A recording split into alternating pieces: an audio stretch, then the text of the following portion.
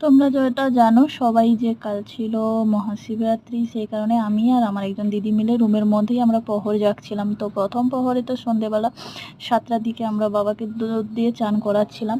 তারপরে দ্বিতীয় প্রহর মানে ওই 9:50-এর দিকে আমরা বাবাকে দই দিয়েও চান করাচ্ছিলাম। যেহেতু আমরা রুমে দুজন মিলেই প্রহর নিচ্ছিলাম, তো দুজনেই মিলেই এই কাজ করছিলাম। রাত্রিবেলা সারা রাত প্রায় সারা রাত জাগাই হয়েছে। আর আমার তার আগের দিন নাইট ডিউটি ছিল, তো একটু অসুবিধা হচ্ছিল সারাদিন উপোস থেকে, কারণ প্রহরের শেষেই তো সব কিছু হবে। আর এদিকে দেখছো তৃতীয় প্রহরে প্রায় 1টার দিকে বাবাকে ঘি দিয়ে চান করানো হচ্ছিল।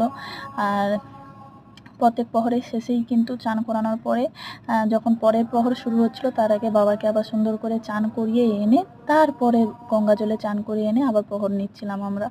তো এইভাবেই চলছিল সারা রাত জুড়ে।